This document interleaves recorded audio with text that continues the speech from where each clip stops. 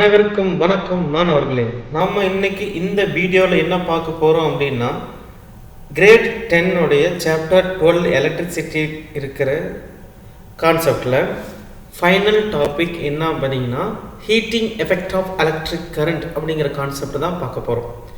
ஓகேங்களா? ஸோ இது வந்து வெரி ஈஸி. எப்படி ஈஸி அப்படின்னா, நம்ம வீட்டில் அயன் பாக்ஸ் இருக்குது, வாட்டர் ஹீட்டர் இருக்குது. ஓகேங்களா? ஸோ இதெல்லாம் வந்து உதாரணத்துக்கு வந்து எடுத்துக்கலாம். இப்போ அயன் பாக்ஸ் எப்படி ஒர்க் ஆகுதுன்னு தெரியுமா? அதெல்லாம் தெரியாது சார். நம்ம என்ன இருக்கும், சுவிட்ச் இருக்கும், அந்த இடத்துல என்ன பண்ணுறோம் அப்படின்னா ஒரு ஒயர் கொண்டு போய் நம்ம அயன் பாக்ஸில் வச்சோம் அப்படின்னா ஸோ என்ன ஆகுது, ஒரு பர்டிகுலர் டைம் இன்டர்வலில் ஹீட் ஆகுது. கரெக்டாக? எப்படி 2 minutes நான் வந்து ஆன் பண்ணி வச்சேன் அப்படின்னா எனக்கு ஒரு அமௌண்ட் ஆஃப் ஹீட் வந்து ஜென்ரேட் ஆகுது. அதே நான் வந்து 5 minutes வந்து நான் ஹீட் பண்ண ஆன் பண்ணியிருந்தேன் அப்படின்னா அந்த ஹீட் என்ன ஆகுது, மறுபடியும் இன்க்ரீஸ் ஆகுது. அதே 10 minutes நான் ஆன் பண்ணேன் அப்படின்னா என்ன ஆகுது, அந்த ஹீட் வந்து இன்னும் இன்க்ரீஸ் ஆகுது. கரெக்டாக? ஸோ அது எப்படின்னா வெரி சிம்பிள். அப்போ இன்சைடு இருக்கிற அயன் பாக்ஸில் என்ன இருக்கணும் அப்படின்னா ஒரு கண்டக்டர் இருக்குது. ஓகேங்களா? ஸோ கண்டக்டர்னா என்னது, எலக்ட்ரிசிட்டியை கண்டக்ட் பண்ணும். அப்போ உள்ளுக்குள்ளே நிறையா ஃப்ரீ எலக்ட்ரான்ஸ் இருக்கும். இந்தமாரி வந்து எலக்ட்ரான்ஸ் வந்து நிறையா இருக்கும். இதை நம்ம என்ன பண்ணுறோம் அப்படின்னா ஒயர் எடுத்துகிட்டு போய் நம்ம சோர்ஸில் ஏசி சோர்ஸில் கொடுத்துட்றோம். இப்போ நார்மல் பாசிட்டிவ் நெகட்டிவ் பேட்ரி இருக்குதுன்னு வச்சுக்கோங்க. ஓகேங்களா?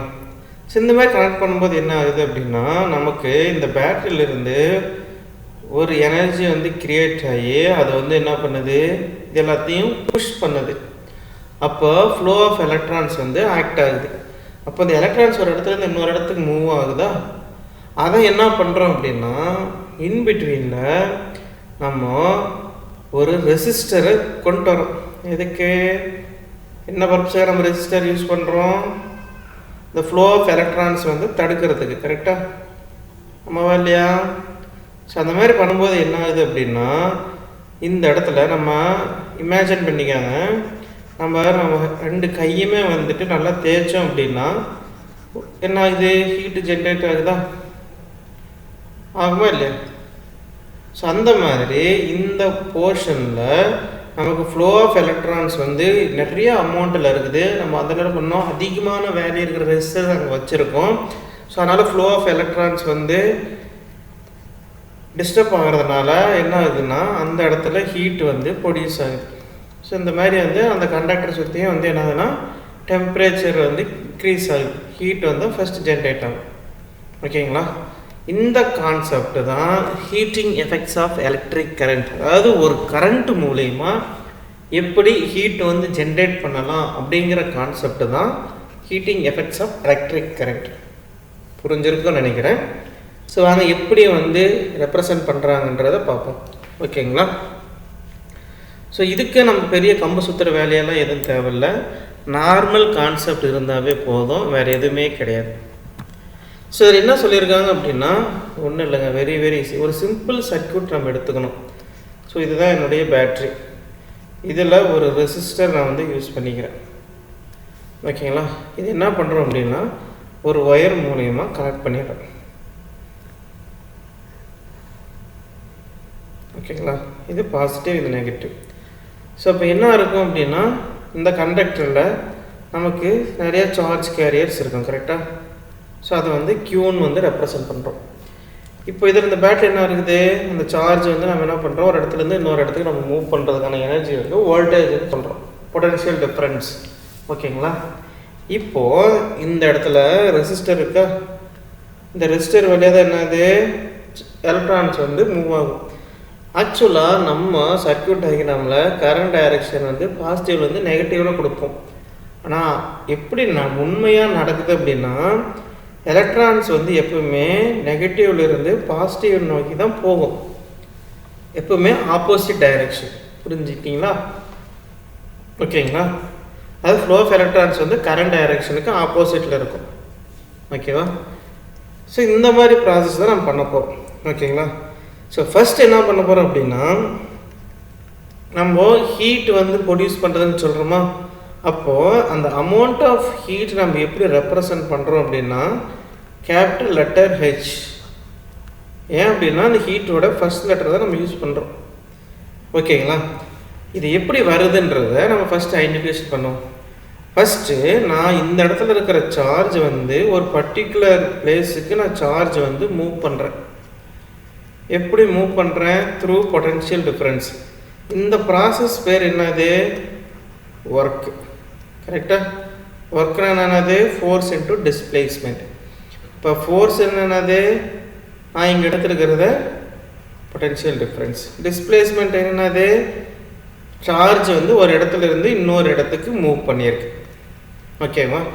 அப்போ ஒர்க் டன் நம்ம எப்படி எடுத்துக்கலாம் அப்படின்னா V இன்ட்டு Qன்னு எடுத்துக்கலாம். புரிஞ்சுதா?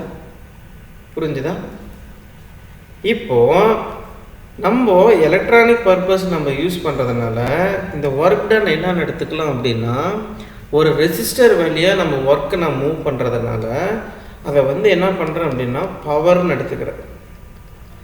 நம்ம படிச்சிருப்போம் பவர் அப்படின்னா ஒர்க் டன் பை டைம், அதாவது ரேட் ஆஃப் டூயிங் ஒர்க் அப்படி தான் வந்து நம்ம யூஸ் பண்ணுவோம். இப்போ ஒர்க் டன் என்னது? விக்யூ. டைம் வந்து டி. நமக்கு ஆல்ரெடி தெரியும் கரண்ட் அப்படின்னா சார்ஜ் பை டைம். இந்த ஈக்குவேஷனை நம்ம இங்கே யூஸ் பண்ணோம் அப்படின்னா V இன்ட்டு I. ஸோ ஃபைனலாக என்ன வருது? Power is equal with V into I. இதை எடுத்து தான் நமக்கு முக்கியமாக. இப்போது நம்ம இந்த சர்க்கியூட்டில் ஒரு சார்ஜை ஒரு இடத்துலேருந்து இன்னொரு இடத்துக்கு மூவ் பண்ணி எவ்வளோ டைம் வச்சு படிக்கிறோம் எவ்வளோ டைம் வச்சு பார்க்குறோம் அப்படிங்கிறதுனால இங்கே பவருங்கிற கான்செப்ட் வந்துட்டோம். இப்போது இந்த ஹீட் எதை பொறுத்து இருக்குது அப்படின்னா நம்மளுடைய சர்க்கியூட்டில் இருக்கிற எனர்ஜி வந்து எவ்வளோ தூரம் எடுத்திருக்குது அப்படிங்கிற கான்செப்டுக்கு தான் இங்கே வரும். ஓகேங்களா? அதாவது அந்த ஹீட் வந்து அமௌண்ட் ஆஃப் எனர்ஜிக்கு ஈக்குவலாக இருக்கும். ஓகேங்களா? அப்போ எனர்ஜினா என்னது? அப்படி ஒரு கான்செப்டுக்கு வரணும். ஸோ எனர்ஜிங்கிறது எப்படி எடுத்துக்கலாம்? ஸோ எனர்ஜிங்கிறது கெப்பாசிட்டி ஆஃப் டூயிங் ஒர்க். கரெக்டாக? இப்போ நம்ம என்ன பவர் இன்ட்ரு டைம்னு கூட எடுத்துக்கலாம், ஆப்போசிட். இப்போது நம்ம எனர்ஜி எப்படி எழுதிக்கலாம்? Power into time. பவரோட வேல்யூ என்னது? நமக்கு என்ன கிடச்சிருக்கு? V into I into T. ஓகேங்களா? புரிஞ்சுதா? இப்போ ஃபைனலாக என்ன எடுத்துருக்கோம்? Energy is equal with power into time is nothing but V into I into Tன்னு எடுத்தாச்சு. இப்போது நம்ம இந்த எனர்ஜி தான் என்னவா எடுத்திருக்கோம் அப்படின்னா ஹீட்டாக கன்சிடர் பண்ணுறாங்க. எந்த அளவுக்கு எனர்ஜி கன்சியூம் ஆகுதோ அந்த அளவுக்கு ஹீட் வந்து ப்ரொடியூஸ் ஆகும். ஸோ ஃபைனலாக நம்ம எப்படி எடுத்துக்கிறோம் அப்படின்னா H equal to V into I into T. புரிஞ்சுதுங்களா? இந்த ஈக்குவேஷனை மறுபடியும் நாம் வந்து மாடிஃபிகேஷன் பண்ணுறோம். ஏன் அப்படின்னா இப்போது நம்ம அயன் பாக்ஸுக்கு வந்து கனெக்ட் பண்ணுறோமா, அதோ நம்ம ஒரு ப்ளக் பாயிண்டில் இன்சர்ட் பண்ணியிருக்கோமா, நம்ம வோல்டேஜ் வந்து வேரி பண்ணுறோமா? கிடையாது. ஏன்னா அது ஏசி சோர்ஸு, அது 220லேருந்து 240க்குள்ளே ஒரு வோல்டேஜ் கொடுத்துரும். கரெக்டாக? அந்த மாதிரி கேஸில் இருக்கும்போது நம்ம என்ன பண்ணுறோம் அப்படின்னா இந்த வியை வந்து ரீப்ளேஸ் பண்ணணும். ஏன் ரீப்ளேஸ் பண்ணணும்? வோல்டேஜ் வந்து கான்ஸ்டன்ட் தான், சேஞ்ச் ஆகாது. எனக்கு அதிகமாக ஹீட்ஸ் வேணும்னா கரண்ட்டை வந்து நான் கண்ட்ரோல் பண்ணணும். அப்போ எவ்வளோ டைம் யூஸ் பண்ணுறோம்? இது வந்து கான்ஸ்டன்ட் கிடையாது, கரண்ட்டும் கான்ஸ்டன்ட் ஆகுது, பட் வோல்டேஜ் வந்து கான்ஸ்டன்ட். ஸோ அதனால் என்ன பண்ணுறேன் அப்படின்னா as per ஓம்ஸில் வச்சு நான் வந்து சேஞ்ச் பண்ணுறேன். ஓகேங்களா? V equal to I into R. ஃபைனலாக H ஈக்குவல் டு என்ன equation? I into R I into T. ஓகேங்களா? ஸோ ஃபைனலாக நம்ம என்ன பண்ணிக்கிறோம் அப்படின்னா H equal to I squared R into T. சரிங்களா? இதை வச்சு தான் ஹீட்ஸ் வந்து கால்குலேட் பண்ணுறோம். ஓகேங்களா? இதை ஈக்குவேஷன் எப்படி ஞாபகம் வச்சுக்கலாம்னா, இந்த ஹீட் வந்து directionally proportional with square of the current, directionally proportional with resistor, directionally proportional with time. அப்போ நான் கரண்ட் அதிகமாக பாஸ் பண்ணேன் அப்படின்னா எனக்கு அதிகமாக ஹீட் வரும். ரெசிஸ்டன்ஸ் வேல்யூ அதிகமாக வச்சுருந்தேன் அப்படின்னா எனக்கு வந்து அதிகமாக ஹீட் கிடைக்கும். அதிக நேரம் நான் யூஸ் பண்ணேன் அப்படின்னா அதிகமாக ஹீட் கிடைக்கும். இதுதான் கான்செப்ட். இதுக்கு இன்னொரு பேர் தான் என்ன சொல்கிறாங்க அப்படின்னா ஜூல்ஸ் லா ஆஃப் ஹீட்டிங் சொல்கிறாங்க. இந்த கான்செப்டுக்கு இன்னொரு பேர் வந்து ஜூல்ஸ் லா ஆஃப் ஹீட்டிங். ஓகேங்களா? புரிஞ்சுதா? ஸோ அதை தான் கொடுத்துருப்போம். Directly proportional to square of the current, directly proportional to resistance and directly proportional to time. So இந்த 3 பேஸ் பண்ணி தான் எல்லாமே கனெக்டாக இருக்கும். புரிஞ்சுதுங்களா? ஸோ இதுதான் இந்த concept, heating effects of electric current. இதில் ப்ராக்டிக்கல் அப்ளிகேஷன்ஸ்னால் என்னென்ன இருக்குது அப்படின்னா நம்ம எது வேணாலும் எழுதிக்கலாம். ஸோ எங்கெங்கெல்லாம் ஹீட்டு ஜென்ரேட் ஆகுது அந்த கண்டிஷனில் எல்லாமே கரண்ட்டு வச்சு எங்கெங்கெல்லாம் ஹீட் வந்து ஜென்ரேட் ஆகுதோ அது எல்லாமே ப்ராக்டிக்கல் அப்ளிகேஷன் தான். ஸோ அவங்களே மென்ஷன் பண்ணியிருக்கான். ஓகேங்களா? ஸோ இது வந்து இம்பார்ட்டன்ட் 2 மார்க் கேட்பாங்க, என்னென்ன வந்து அப்ளிகேஷன்ஸ் இருக்குதுன்னு சொல்லி கேட்பான். ஸோ அந்த மாதிரி கேட்கும்போது என்ன சொல்லிக்கலாம், நம்ம அயன் பாக்ஸ் சொல்லிக்கலாம், எலக்ட்ரிக் டோஸ்டர் சொல்லலாம், எலக்ட்ரிக் அவன் சொல்லலாம், மைக்ரோ அவன் சொல்லக்கூடாது. ஓகேங்களா? எலக்ட்ரிக் அவன் சொல்லிக்கலாம், எலக்ட்ரிக் கெட்டில் சொல்கிறான், எலக்ட்ரிக் கீட்டில் சொல்கிறான். சம்டைம்ஸ் என்னென்னா நம்ம சொல்லலாம், பல்பு கூட சொல்லலாம், electric bulb. LED LCD bulb கிடையாது. ஓகேங்களா? இது வந்து டங்ஸ்டன் ஃபிலமெண்ட் பேஸ் பண்ணியிருக்கிற பல்பு வந்து ப்ராக்டிக்கல் அப்ளிகேஷன் சொல்லலாம். ஏன் வந்து டங்ஸ்டன்னா நம்மலாம் பார்த்துருப்போம். ஸோ அந்த கோழி குஞ்சுகள்லாம் வந்து பார்த்திங்க அப்படின்னா குஞ்சு பறிக்கிறதுக்கு நம்ம இது வச்சுருக்கோம் கரெக்டாக. ஸோ அதில் பார்த்திங்கன்னா ஒரு குண்டு பல்பு தான் எரிய முடியும். ஸோ அது வந்து ஹீட்டு ஜென்ரேட் பண்ணுறது 60 வாட் பல்பு. ஓகேங்களா? ஸோ அதெல்லாம் வந்து நம்ம எக்ஸாம்பிளாக நான் வந்து சொல்லிக்கலாம், இது வேணாலும் சொல்லிக்கலாம். ஆனால் வந்து என்ன இருக்குது அப்படின்னா ஹீட் வந்து ப்ரொடியூஸ் ஆகணும், வேறு ஒன்றும் கிடையாது. ஸோ அதுதான் அந்த கான்செப்ட். ஓகேங்களா? புரிஞ்சுதா? ஸோ புரிஞ்சிருக்குன்னு நினைக்கிறேன். அடுத்த கான்செப்ட் நம்ம வரோம் பவர். ஸோ சேம் அஸ் தான் முன்னாடி படித்ததே தான் வந்துட்டு பவர்னு சொல்கிறோம். ஸோ பவர்னால் என்ன அப்படின்னா ரேட் ஆஃப் டூயிங் ஒர்க். அதை நான் வந்து 9th படிச்சிருக்கோம். ஓகேவா? அதே கான்செப்ட் நம்ம இங்கே எடுத்துக்கோம். ரேட் ஆஃப் டூயிங் ஒர்க்கை அப்படியே நான் வந்து என்ன பண்ணுறோம் அப்படின்னா how much energy is consumed with respect to time அப்படின்னு சொல்லலாம். அல்லது the rate at which energy is consumed or dissipated அப்படிங்கிறத power. the rate at which electric energy is consumed or dissipated அதுதான் வந்து பவர். ஓகேங்களா? ஸோ அது வந்து என்னென்ன பண்ணலாம் அப்படின்னா கேபிட்டல் பியில் கொடுக்கலாம். ஸோ என்னது V into I. ஸோ இதை பேஸ் பண்ணி நியூமரிக்கல் கொடுத்துருப்பான், வோல்டேஜ் கொடுத்துருப்பான், I கொடுத்துருப்பான், கரண்ட்டு கொடுக்கல அப்படின்னா R வேல்யூ கொடுத்துருப்பான். இது ஒரு சில டைம் என்ன கொடுத்துருப்பான், V கொடுக்காம R வேல்யூ கொடுத்துருப்பான். அந்த டைம் வச்சு நம்ம வந்து கால்குலேட் பண்ணணும் அப்படின்னா வெரி வெரி சிம்பிள். இந்த ஈக்குவேஷனை எப்படி மாடிஃபை பண்ணலாம் அப்படிங்கிறது தான் பார்க்க போகிறோம். ஓகேவா? ஸோ ஃபஸ்ட்டு என்னென்னா ஓம்ஸில் நமக்கு வந்து தெரியும் V = I into R. இதை அப்படியே ரீப்ளேஸ் பண்ணுங்க, விக்கு பதிலாக I into R into I. So என்ன வரும், I² R. ஓகேங்களா? அடுத்து ஐங்கிறது என்னது V/R. இங்கே ரீப்ளேஸ் பண்ணுங்கள் V, இது வந்து V/R. ஃபைனலி பவர் என்னது V²/R. ஸோ இந்த மாதிரி 2 ஈக்குவேஷனை ரீமாடிஃபிகேஷன் பண்ணி நமக்கு நியூமரிக்கல் வரும். ஓகேங்களா? இது வந்து இம்பார்ட்டன்ட் 2 மார்க்ஸில் கேட்பான். ஸோ அதுக்கப்புறம் இதுக்கு யூனிட்ஸ் என்னான்னு சொல்லி பார்த்தோம் அப்படின்னா நம்மளுடைய எலக்ட்ரிக்கல் போர்ஷன் பொறுத்தவரை பவர் பார்த்தீங்க அப்படின்னா வாட் அப்படின்னு சொல்கிறோம், WATT. அதுதான் வந்து யூனிட். ஓகேங்களா?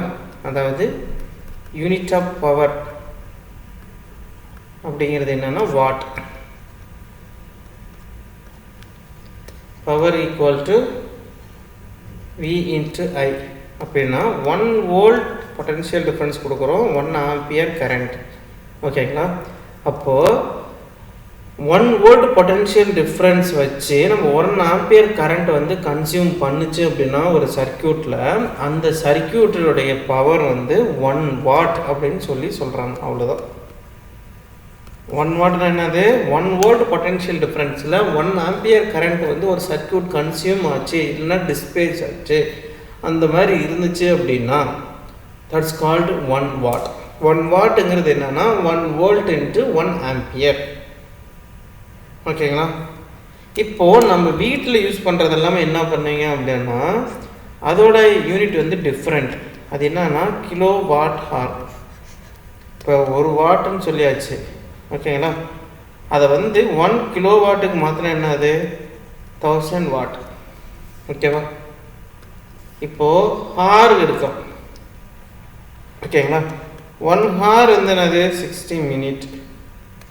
60 மினிட் நம்ம செகண்ட் கன்வெர்ட் பண்ண அப்படின்னா 3600 செகண்ட்ஸ். இப்போ 1 ஹார் என்னது?